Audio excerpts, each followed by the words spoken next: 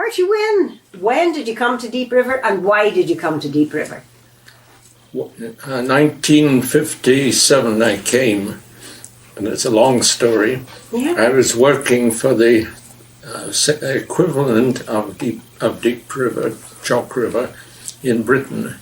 It was on a much bigger scale, and in the meanwhile I'd married a Canadian, so it was easy for us to come across, and we came to Deep River 1957, as I said, and we both liked it very much. We both brought up in cities, but much preferred the atmosphere in Deep River. And you met your wife in Britain? No, in Washington, D.C. Okay. Were you working there, or? I had been sent over by the British Atomic Energy from Harwell, Right. over for 6 months in North America, to tour North America. We had an exchange agreement for the development of nuclear energy, peaceful nuclear energy, with the Americans. And I went around all America and Canada, mainly asking them things that we wanted to know, but also, of course, they wanted to know what we were doing. So it was a very busy time, but back in Washington, the secretary for the person I reported to then, his secretary was a Canadian, and we got on very well. But it was only in the last months there that we got engaged in a hurry, and went back to Britain, and one baby, and 3 years later we moved over here. Lovely story. Where in Britain did you live? Well, near Harwell. That was the big nuclear research station. Is that where you're from? No. Where are you from? Don't you hear? I come from Scotland, just like you come from Ireland. Oh. What part of Scotland? Dundee on the east coast. Don't ever go there. No, why not? No. Oh, it's cold. Damp wind blowing in from the North Atlantic, and in my day it was a grimy industrial town. Now, when you came to Deep River, what work were you involved with? Well, I'd been working on plutonium in Harwell. I was working for to find the alloy for the British bombs. But before I came out here, I was working on peaceful applications. But out here, I started working on plutonium, and then got on to working on fuel for CANDU reactors. So you were in ACL for quite some time? From 47, what did I say? 57 to 85 for ACL. But the last 3 years I'd had to go down to Ottawa to work in head office, and I didn't like it. And in 85 they had one of these shuffling off excess people, and I was eligible for that, so I declared myself an excess person, and got sort of a goodbye bonus, and came back up here. Prior to that, I'd been commuting each weekend coming up here. Now that's many years you were at the ACL. You must have had many different careers and projects in that time. Yes, very interesting. What sort of areas did you work in and move through? Well, I was initially just a scientific officer. Then I was changed over to working on fuels and examining them when they came out of the reactor and making deductions from that.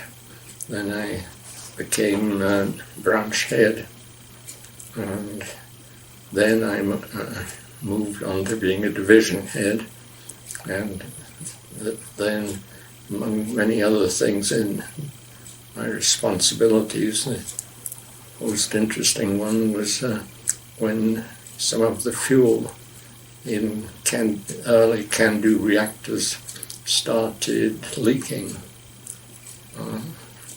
A whole team of us developed something that would stop the fuels leaking. Then I moved on to administration within Chalk River, assistant to the site head, and did a lot of I would call it's public relations, and I like to think the clean sense. I was sold as an honest scientist and not a public relations man, and I did a lot of traveling to town hall meetings and television appearances, television debate. That time there was a cabinet minister and one of the famous nuclear critics on the other side, myself, and I forget his name on my side. And after the debate, the cabinet minister, a lady, came across and hugged me, which is the first time I've had a hug from a cabinet minister, and perhaps the first time I wanted one. And she said she doesn't have anything against me and Chalk River people. It's those people in Ottawa that I dislike. Anyway, it was that kind of life. But all the time I was doing sort of odd jobs in Ottawa, in Chalk River administration. And the most interesting one perhaps was at the,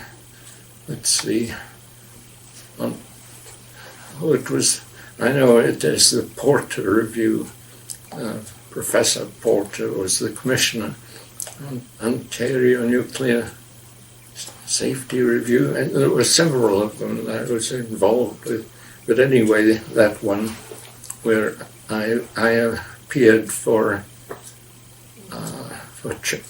AECL, and another man appeared for Ontario Hydro, and between us we had to take on a whole lot of anti-nuclears. And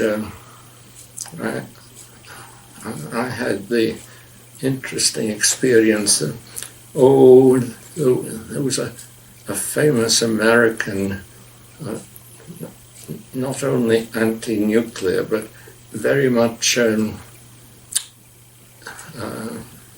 alternative energies. Amory Lovins, he very well known in the US, and he was on the critics side, and I had the pleasure of showing him wrong in the hearings. Anyway, you get your little laughs that way. So now, at the end of the hearings, which went on for a long time, and I used to have to go down on Monday night to Toronto, do the hearings for 5 days, and come back Friday evening, battling my way to the subway through all the people going to the hockey game. And then when I got home, I used to have to get on the Monday, get all the people in Chalk at Chalk River to prepare answers to certain questions, ready brief me for the next week, and it went on like a very long time. Anyway, that's the sort of highlight and example.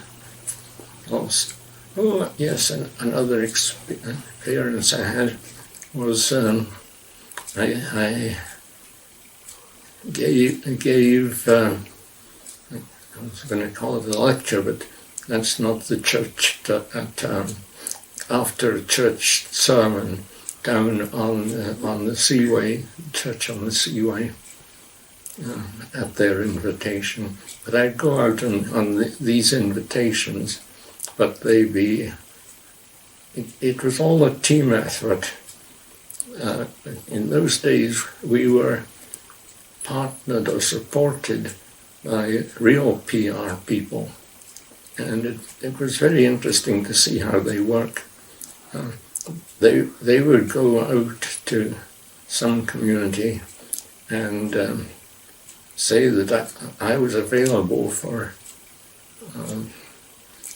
talks on radio or television, and then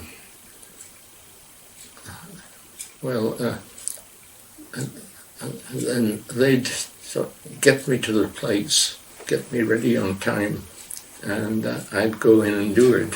One in North Bay, perhaps. I'd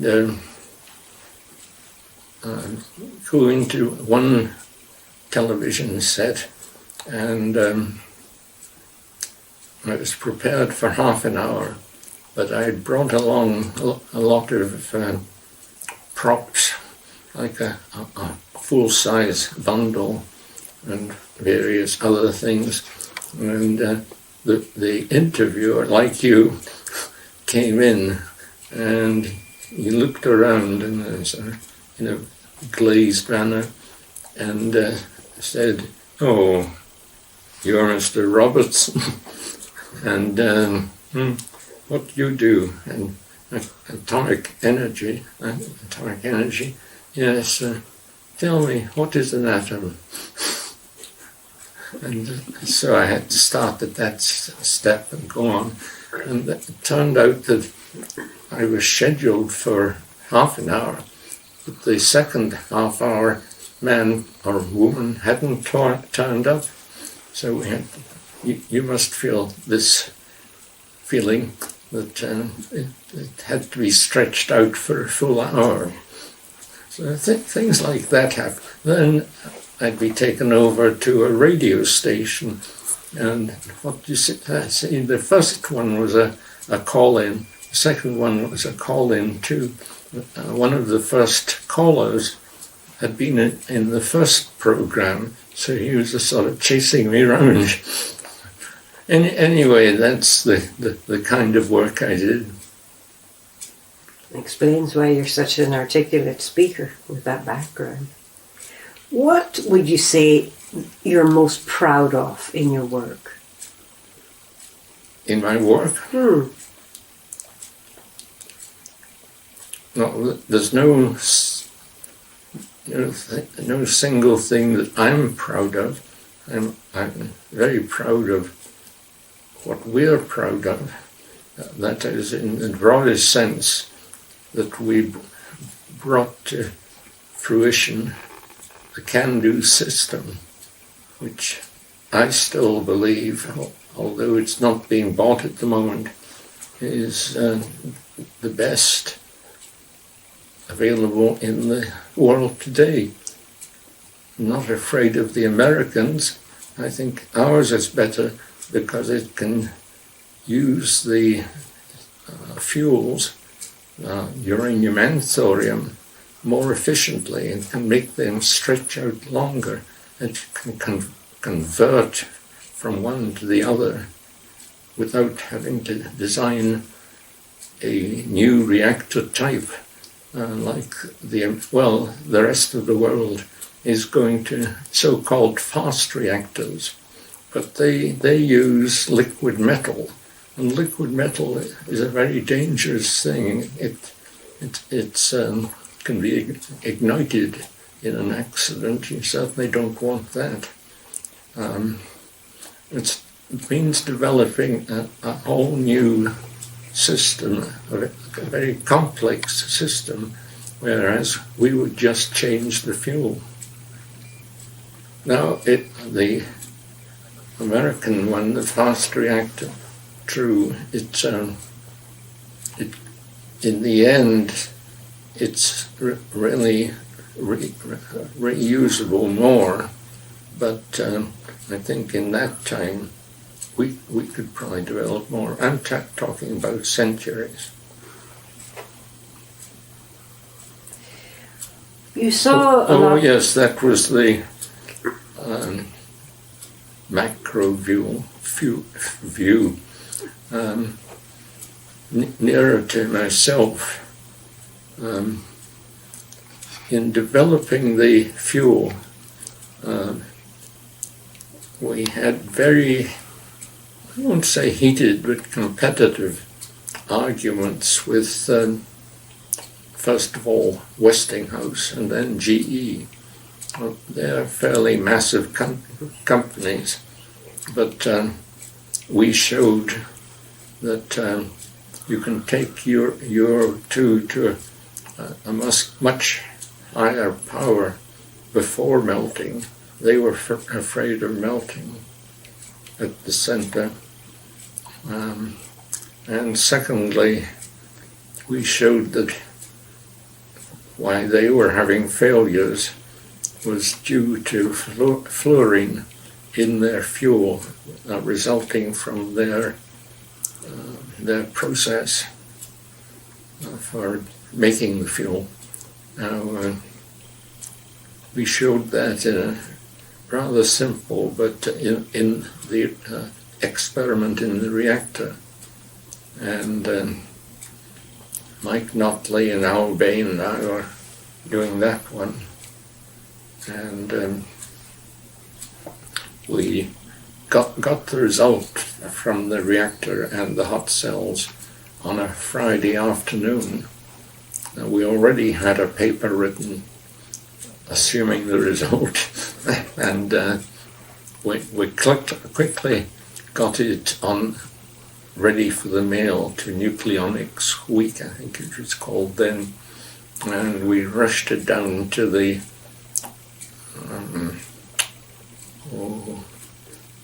effectively the mail room, but they were closed for the day, so we rushed it down to the post office, Deep River, and sent it off from there. Then the next achievement, but again very much group achievement, was the one I mentioned before of finding a solution to the failing fuel in our own reactors. And that time it was a group of about 7, I suppose, of us, and each of us, well, I assigned each of us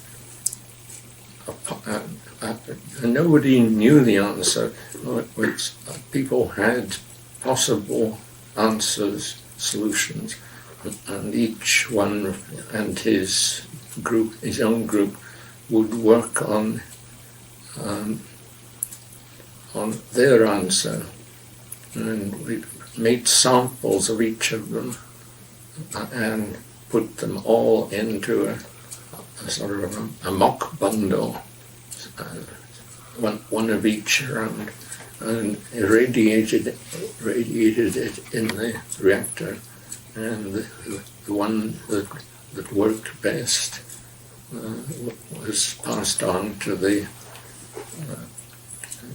can-do working team.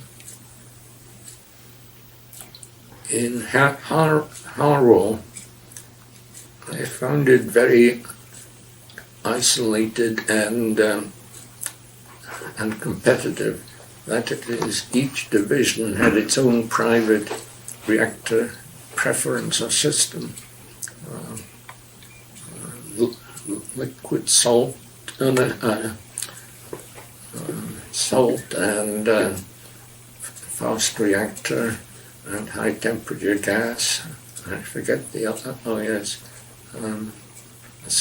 one like the Americans, and they were very competitive division to division, and it was difficult, very difficult, near impossible to cooperate across division lines, and it was generally, I didn't like the atmosphere there, so I was so much struck when I came here, and I found it so cooperative. There was no difficulty in getting other people to work with you if they had something that you needed, and it was so much easier to get experiments done in the reactor. And the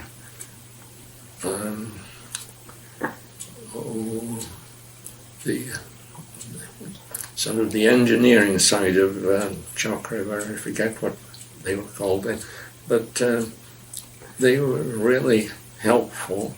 They helped you get your work done. It was so much easier and happier way to go. So. In the ACL, did you see changes for the better or the worse in the time that you were there? Very much the worse. Really? In what way? Went through a period of accountability.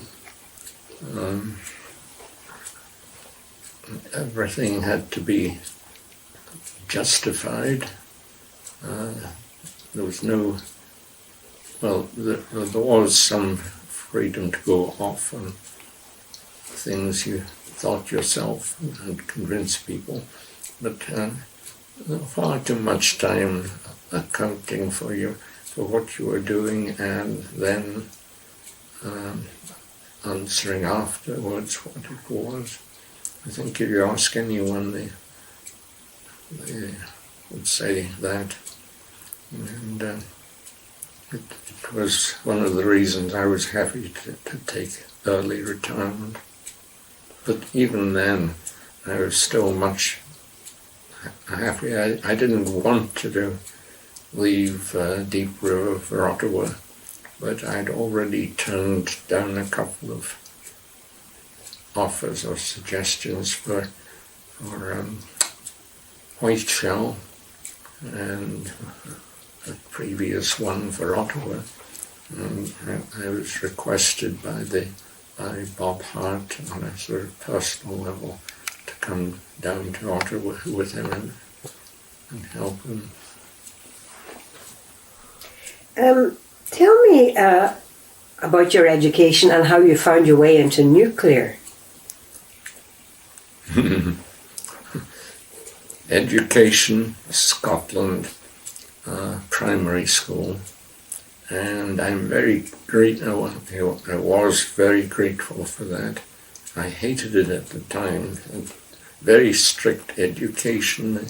The Scots had set a high value on education, and then my father died when I was 5. He was a doctor, and my mother and I came down to England, and that was very much an improvement as far as I was concerned, down to Epsom, and I went to Epsom College. That was it's called there a public school, but it was quite the opposite. It was founded by doctors, mainly 4 doctors, to educate them. But it took in people like me who were sons of doctors who had died. So I had 5 years there, and came out at the end of the 5 years. That was during the war. The war had started then, and a friend and I took time off one day to cycle off to the nearest recruiting station and joined up there. And from there I went through the army training and commissioned as an officer in the Royal Engineers, and sent out to India in the Indian Army. At that time, in those days, British officers would be sent out to India to provide officers for the Indian Army. And I found myself in command of about 70 men, none of whom spoke English, all Pathan Muslims, and our division was assembled in Madras, ready to embark for a waterborne landing on Malaya, and looking forward to it. It would be a sort of like a mini D-Day, but just at the last moment, the peace in Japan was declared, so we were quickly switched to landing in Sumatra and taking the surrender of the Japanese forces there. And there's a long story there, much too long for you. How old were you then, Archie, when you were doing that? I had my 21st birthday in Sumatra. Anyway, to continue, when we came back from Sumatra to Singapore, I spent a year in Sumatra and a year in Singapore, just peacetime in engineering. Except one holiday up to Penang, we had to be careful because the natives were already uprising, and anyway, they had been in Sumatra too. We got shot at sometimes. Anyway, we left on a troop ship bound for Blighty from Singapore, stopped in at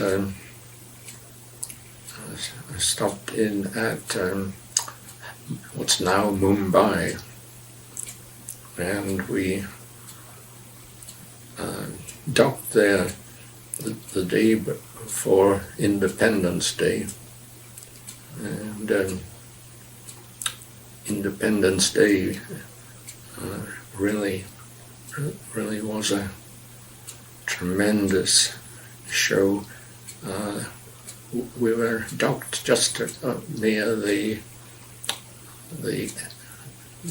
archway, the entrance to India, and the whole big area there, sort of Maidan, was completely closed. And we went to the famous hotel there, looked out over the balcony, and then saw a British soldier in a jeep coming through the crowd. And I'm sure if he'd said the wrong things, he would have been mobbed. So after the army, I asked How did you get into nuclear? That's what I asked originally, but this is fascinating. I went back and had 3 years at Cambridge and was looking for a job. I went to the selection board and I think I recognized one of the C.P. Snow. He's quite famous.